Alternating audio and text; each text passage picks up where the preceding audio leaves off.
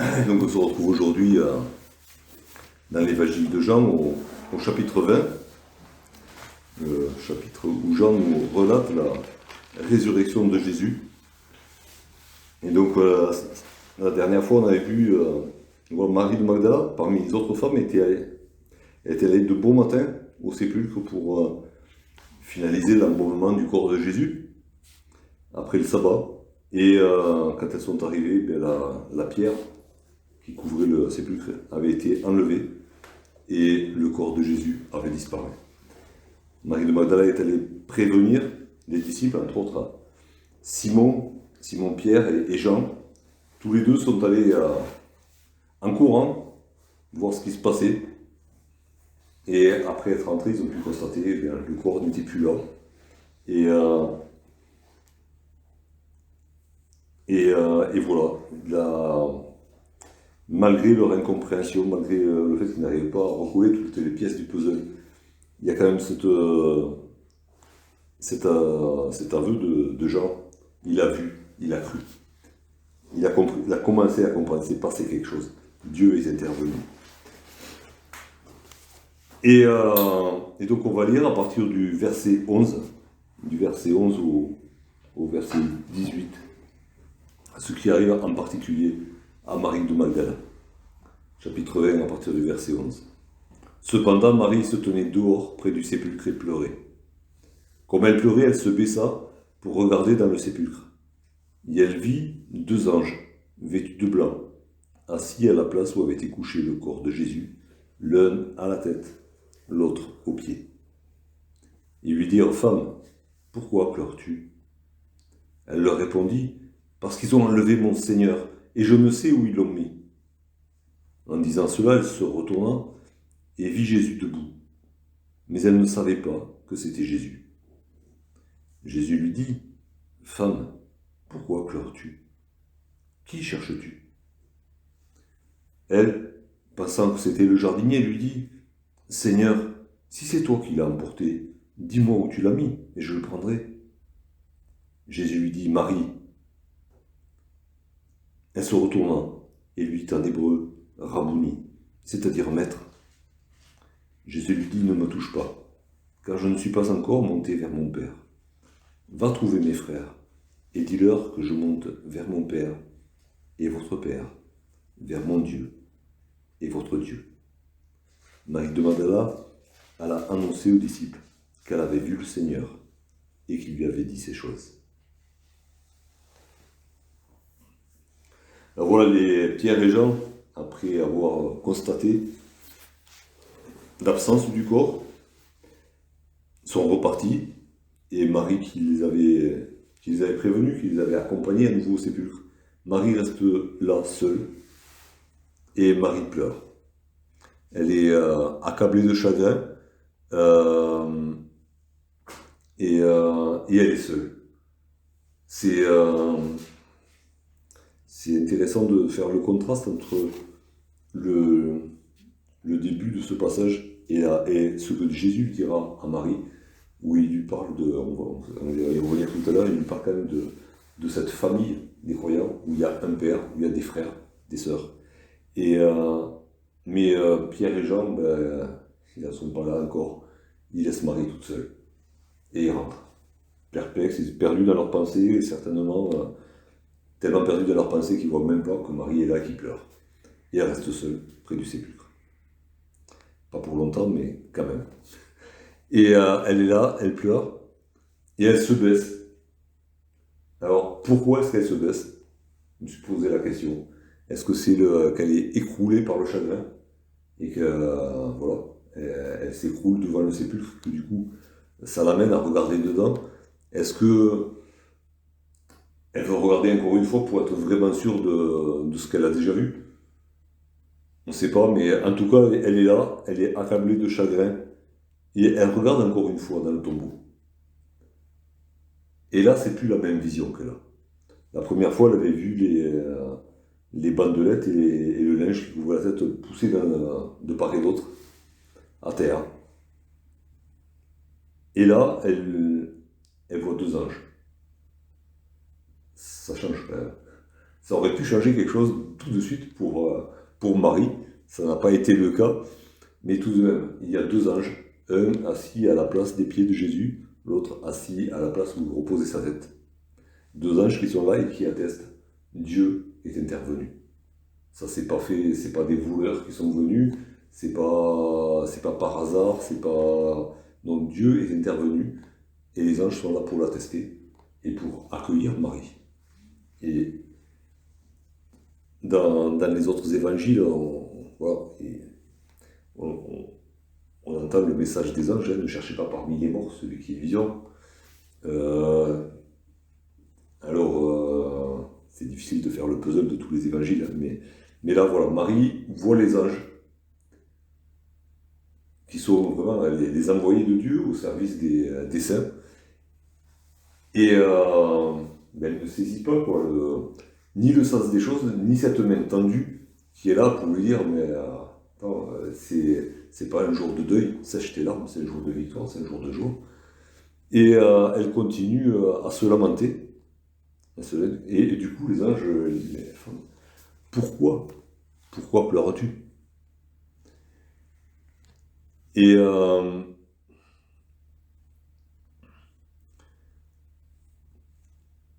Et donc, elle dit ce qu'elle a sur le cœur. Mais voilà, je pleure parce que on a pris le corps de mon maître. Je sais pas où on l'a mis. J'aimerais à la limite, j'aimerais savoir où il est pour aller pleurer sur son corps. Et là, je pleure devant un tombeau vide. C'est forcément pour nous, on se dit, on connaît la fin de l'histoire, le Saint-Esprit nous assiste, on nous dit, mais qu'est-ce qu'elle a ce pauvre Marie, quoi. Elle aurait pu sécher ses larmes bien avant et annoncer la bonne nouvelle. Jésus-Christ est ressuscité. C'est un jour de victoire, c'est un jour de joie. Mais non, elle est là, plombée par son chagrin. La vue des anges ne réveille rien en elle. Ça n'arrête pas ses pleurs. Et d'un côté, on va dire c'est tant mieux, parce que ce ne sont pas des anges qui nous ont sauvés. C'est Jésus-Christ lui-même. Hein. L'Épître aux Hébreux nous le rappelle, c'est pas. Jésus est bien supérieur aux anges. Ce ne sont pas. Les anges ont beau être puissants en gloire, ce ne sont pas eux qui nous ont sauvés. Aucun d'eux ne nous a sauvés. Et aucun d'eux ne pouvait sécher les larmes de Marie. Le seul qui pouvait sécher les larmes de Marie, c'était Jésus. Alors bon, on pourrait la blâmer, mais aussi, voilà, ce manque de réactivité quand même. Il y avait une main tendue de Dieu qui était là. Mais nous aussi, il y a tellement de mains tendues de Dieu qu'on néglige dans nos détresses, dans nos angoisses, dans nos soucis. Et toutes les promesses de Dieu sont des mains tendues pour nous tirer vers l'eau, pour nous tirer vers l'espérance. Et des fois, on est comme Marie, on continue à se lamenter alors qu'on a la parole qui est là. On a toutes les promesses de Dieu. On sait qu'avec l'épreuve, il a prévu une porte de sortie. Et la porte de sortie, elle est près de lui. Et on ne saisit pas toutes ces portes ouvertes, toutes ces occasions, toutes ces mains tendues. Et on continue à pleurer comme Marie pleurait. Et donc, voilà, elle répond aux anges. Et c'est quand même faramineux, quand même, parce qu'il y a deux anges qui lui parlent. Et, je sais pas, mais ça doit secouer, quoi, de se retrouver en face de deux anges. Déjà, un ange, on voit ce que ça fait dans certains cas. Celui qui a l'apparition, il tombe mort, là, il tombe au pied de l'ange. Et là, il y a deux anges qui lui parlent, dans le tombeau vide, et elle continue sa vie, quoi. Et elle se retourne, et paf, elle tombe nez à nez avec Jésus, qui est là, debout, devant elle. Ça me rappelle ce que je me dis souvent, que je dis aux autres, c'est que Jésus n'est jamais loin. Jésus n'est jamais loin de nous. Quand on est dans le deuil, dans les détresses, dans les problèmes, dans les soucis, Jésus n'est pas loin. Il est juste derrière nous. Il suffit qu'on se retourne, on va tomber dans ses bras. Et c'est ce qui arrive à Marie. Mais elle ne sait pas que c'est Jésus. Et alors pourquoi? Alors qu'est-ce qui fait que Marie ne reconnaît pas Jésus? Euh, je sais pas, si vous avez des explications. Alors peut-être que les larmes lui troublaient la vue. Peut-être. Peut-être que c'est son incrédulité qui faisait que même en ayant Jésus devant elle, elle n'arrivait pas à croire ses yeux et qu'elle continuait dans ses lamentations. Après, c'est peut-être dû à l'aspect de Jésus aussi. Hein, on voit les disciples qui sont en route pour Emmaüs, ils font des kilomètres avec Jésus, ils discutent pendant un bon moment avec lui et ils ne le reconnaissent pas. Alors, est-ce que c'est le corps glorieux de Jésus qui la déroute, On ne sait pas, mais en tout cas, elle est là, devant ce Jésus qu'elle cherche, et elle ne le voit pas. Elle le prend pour quelqu'un d'autre. Enfin, elle ne sait pas qui c'est. Et Jésus lui pose à nouveau la question que les anges lui ont posée. Avec un petit plus. Pourquoi pleures-tu? Mais qui cherches-tu? Qui cherches-tu pour pleurer comme ça? Et ça me rappelle justement ce que les anges ont dit aux femmes dans l'évangile de Luc, au chapitre 24, verset 5. Ne cherchez pas parmi les morts celui qui est vivant.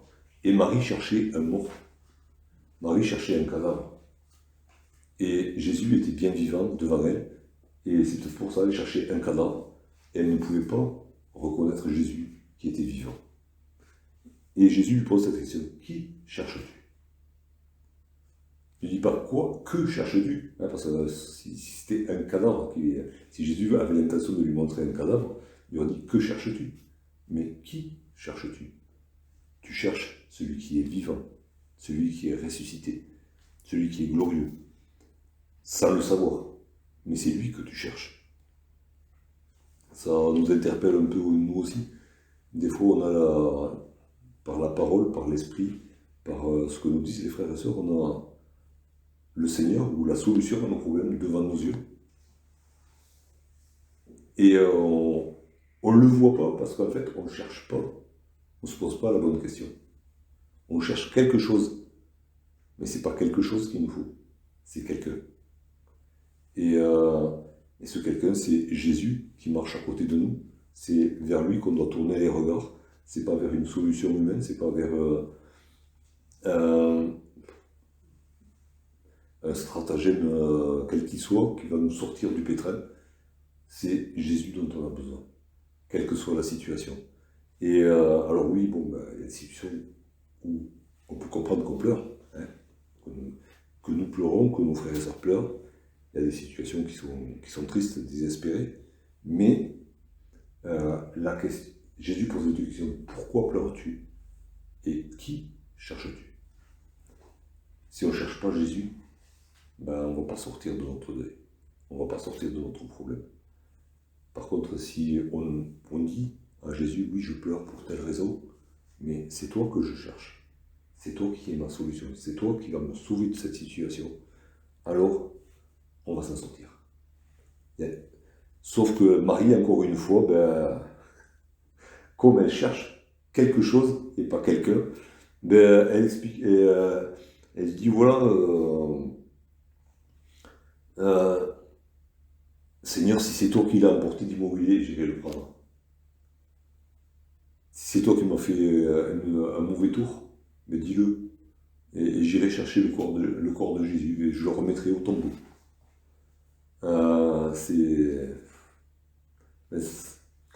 Si on se met un peu à la place de Jésus, qui vient de sortir du tombeau, mais qu'est-ce qu'elle veut me faire? Me refaire entrer à nouveau dans le tombeau?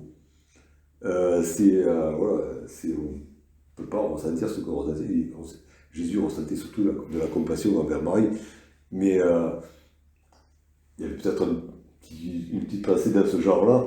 Non mais attends, j'ai passé 3 jours dans ce tombeau, j'ai connu la mort pour elle, et elle veut m'enfermer à nouveau là-dedans. Pour elle, je ne suis pas sorti de la mort encore, alors que je suis le vivant. Et Jésus fait une chose, Jésus ne lui fait pas un exposé de théologie. Jésus ne prend pas la peine, comme avec les autres disciples, de lui expliquer tout ce qui le concernait, depuis Moïse et jusque dans les prophètes. Jésus l'appelle par son nom, Marie. Rien d'autre. Et Marie entend la voix du Maître. Marie entend la voix du bon berger. Et on avait vu dans l'évangile de Jean, dans ce même évangile au chapitre 10, quand il est question du bon berger, on va le lire, Jean 10, il y a 2 versets où il est question justement du bon berger qui appelle ses brebis.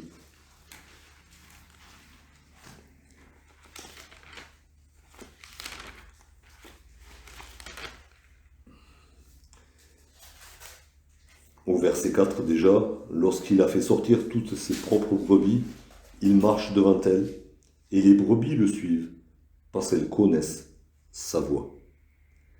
Et au verset 27,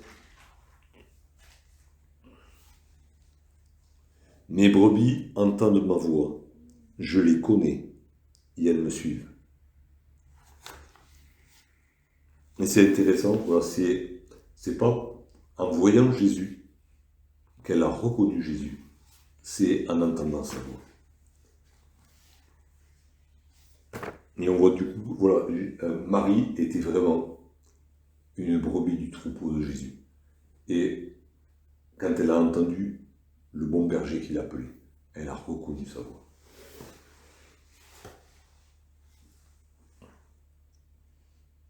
Elle la reconnaît et elle reconnaît tout de suite son autorité. Elle appelle maître.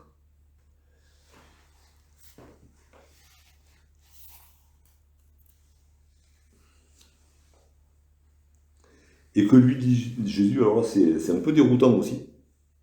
On ne s'attendait pas, personne ne s'attendait à ce que Jésus lui parle comme ça à Marie. Jésus lui dit, ne me touche pas. Ne me touche pas. Alors c'est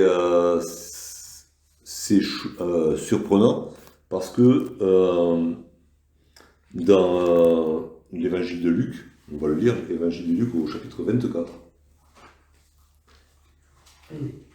justement on a l'impression que Jésus dit le contraire. Luc 24 au verset 39, Jésus entre dans la chambre haute où sont rassemblés les disciples, qui ont bien barricadé la porte pour être à l'abri. Et ils le prennent pour un fantôme. Hein. Donc il leur dit, entre autres, voyez mes mains et mes pieds, c'est bien moi. Touchez-moi et voyez, un esprit n'a ni chair ni os, comme vous voyez que j'ai. Dans l'évangile de Luc, Jésus dit aux disciples, touchez-moi. Et à Marie, elle dit, ne me touche pas. Ça a l'air contradictoire. Il interdit quelque chose à Marie qu'il ordonne de faire aux disciples. Sauf que dans le texte grec, il y a plusieurs mots pour dire toucher. Et ce que Jésus dit aux disciples, c'est palpez-moi, hein, pour voir la consistance que j'ai, pour voir que je ne suis pas un esprit. Palpez-moi. En gros, c'est toucher, mais comme tâtonner, palper. Et le verbe qui est ici pour quand Jésus dit à Marie ne me touche pas, c'est pas du tout le même verbe. C'est un verbe qui s'est touché, mais avec l'intention de retenir. Et même c'était utilisé, c'était un euphémisme pour les Juifs pour parler de la relation charnelle entre un homme et une femme. Donc c'était, voilà, c'est pas du tout le même verbe. C'est pas touche-moi pour voir que je suis pas un esprit. C'est surtout, en fait, on n'aura plus, et il explique après, on n'aura plus le même genre de relation. Je ne suis pas ressuscité et je ne viens pas à ta rencontre pour recommencer ce qui s'est passé avant la crucifixion. Il y a eu avant et après. Et maintenant, ça ne sera plus pareil. on aura une autre relation.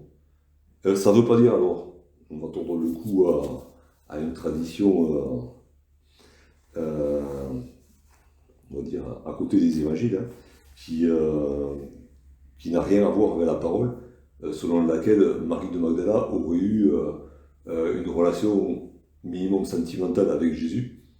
Il n'y a rien qui peut étayer ça, et pas non plus le fait que Jésus lui dise « ne me touche pas », ça n'a rien à voir, mais bon, il y en a qui l'ont cru. Mais toujours est-il que voilà, Jésus lui dit, en lui disant ça, il dit « j'ai eu une certaine forme de relation avec mes disciples, avec ceux qui m'ont suivi. Aujourd'hui, je suis ressuscité et les choses ont changé. » On n'est pas là pour faire perdurer quelque chose qui a été avant. C'est ce que Jésus a annoncé pendant sa dernière soirée aux disciples. Mais il disait déjà, je ne suis pas de ce monde, je ne suis plus de ce monde. Je vais vous laisser, mais je ne vous laisserai pas orphelin. Je reviendrai vers vous. Mais il parlait de l'Esprit, en même temps de sa résurrection, mais il parlait aussi de la venue de l'Esprit. Donc Jésus avait préparé ses disciples à un changement de relation. Ça allait continuer, et de quelle manière? De mieux en mieux. C'est pas Jésus qui serait à côté d'eux, c'est Jésus qui vivrait en eux par l'Esprit. Donc oui, il y a une continuité, mais une continuité dans une autre dimension. Et Jésus, tout de suite, met les choses au point avec Marie. Ne me touche pas. N'essaye pas de... voilà. On commence autre chose aujourd'hui. Dans le strong, c'est aussi ne pas s'attacher à quelqu'un. Et c'est vrai que là, il ne touche pas, et puis il envoie tout de suite en mission, on va vers mes frères et tout ça. Donc c'est aussi dans le sens de dire, voilà, c'est pas à rester là au tombeau, à rester attaché à la personne, et il faut aller à l'heure, à la mission, aussi. tout de suite, quoi. Oui, voilà, mais il y a un changement, tout change, quoi, tout change. T'es plus Marie qui était là, qui était là pour écouter, pour... bon. C'est presque un reproche d'être là au tombeau à chercher le mort encore et à rester attaché au corps, à lui-même, parce que finalement, c'est ça qui vit. Il faut pas rester attaché à ce corps, c'est pas ça. Non, c'est la résurrection, c'est la vie, et c'est ça qu'il faut aller annoncer à tout le monde. Et pour nous, du coup, c'est une leçon aussi, de ne pas rester bloqué. C'est vrai qu'on a pu vivre des choses merveilleuses avec le Seigneur à un moment donné, mais c'est bien, ok, mais tu ne vas pas passer toute ta vie là. Alors ça va t'équiper, ça va te servir, mais continue, bouge. Si le Seigneur t'a donné quelque chose, si tu as donné une connaissance particulière de sa personne à un moment donné, c'est pas pour rester dans la contemplation de cette chose-là, d'une contemplation statique. Hein, on peut toujours continuer à être dans la contemplation du Seigneur, c'est pas un problème, au contraire. Mais ce que le Seigneur t'a donné, va le partager. Voilà, il y a de ça aussi. Et donc voilà, ne me touche pas. Et Jésus lui dit, car je ne suis pas encore monté vers mon Père. Il y a encore des choses à faire. Jésus a encore des choses à faire. Mais il avait dit, il partait au Père et il allait nous préparer une place et il allait revenir. Alors je sais, il y a différentes interprétations. Il y en a qui parlent de ce que c'est à ce moment-là que Jésus serait entré dans le sanctuaire. Je ne veux pas m'oublier sur ce chose-là. De toute manière, il est monté plus tard, il est monté au ciel, et il est à la droite de Dieu, il intercède pour nous. Ça, c'est écrit. On peut pas, là-dessus, il n'y a pas de supposition à faire. Mais il commence à parler. Il parle de Dieu comme son Père. Mais il dit, va retrouver mes frères. Et à partir de là, il repose, il en avait parlé. Il avait déjà dit, n'appelez personne votre Père sur la terre. Vous avez un seul Père qui est dans les cieux, et vous êtes tous frères. Et Jésus remet ça tout de suite, ça en mémoire. C'est comme ça. C'est à partir de là que va naître l'Église. Et l'Église, c'est un corps où tous sont frères et sœurs. Et devant le Père, en ayant pour tête Jésus-Christ qui les a sauvés. Et il n'y a pas. Et Jésus, voilà, il recadre de suite Marie, ne me touche pas. Et puis maintenant, on va commencer autre chose. C'est parce que mon Père, c'est votre Père. Et mon Dieu, c'est votre Dieu. Et Jésus, c'est un petit peu comme s'il faisait un cadeau à ses disciples. Son Père devient leur Père. Son Dieu devient leur Dieu. C'était pas possible autrement, et c'est la première fois. Alors Jésus leur avait dit, vous êtes tous frères. Mais c'est la première fois où Jésus appelle les disciples mes frères. Il a donné sa vie pour les sauver. Il a payé leurs péchés. Maintenant, il peut les appeler frères. Ils sont réellement ses frères. Parce qu'ils ont maintenant le même Père. Dieu leur a accepté l'œuvre de Jésus. Les péchés sont pardonnés. Ils sont devenus enfants de Dieu. Et du coup, voilà, le grand frère est là.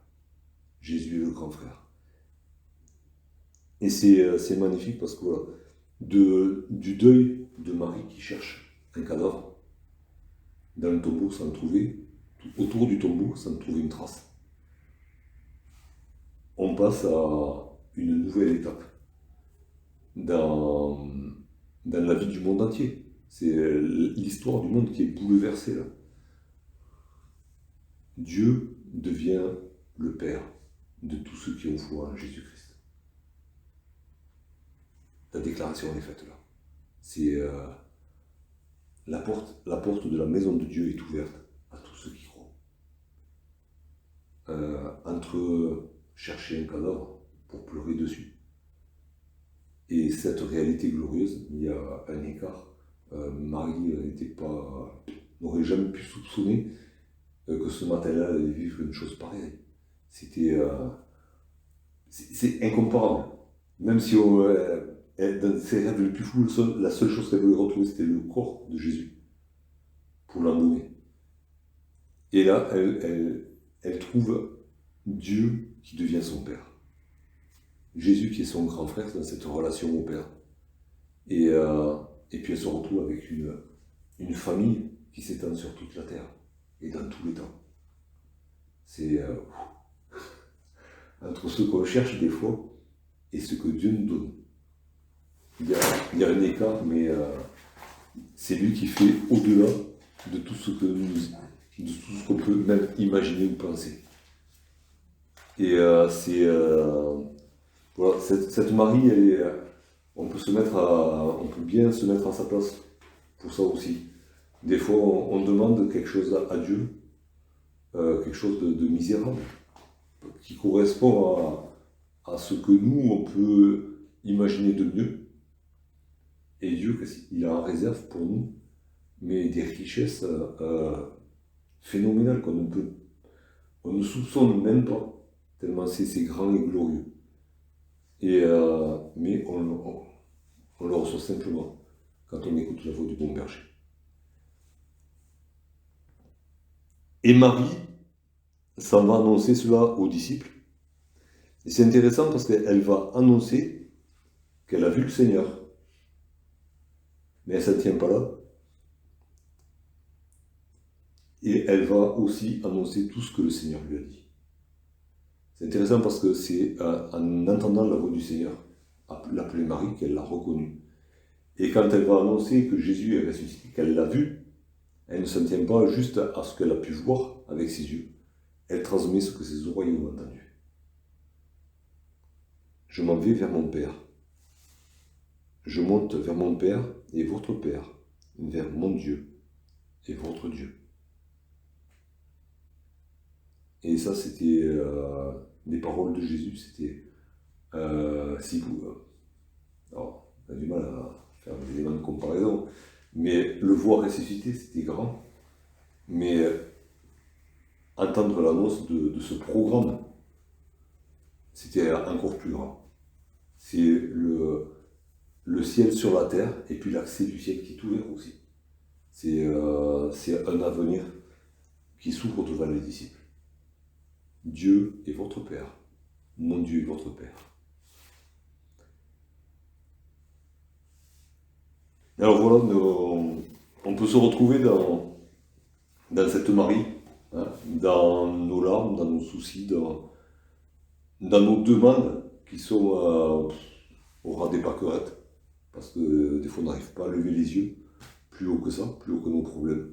Et puis à côté de ça, on a tout ce que Dieu nous donne par Jésus-Christ, qui dépasse de loin tout ce qu'on peut imaginer ou penser, et qui fait que notre petite demande, on n'y pense même plus quand on reçoit les vraies richesses, celles que le Seigneur nous donne par Jésus-Christ. Et puis aussi, voilà, c'est pas... Il est question, on parle de certains qui rendent un culte aux anges.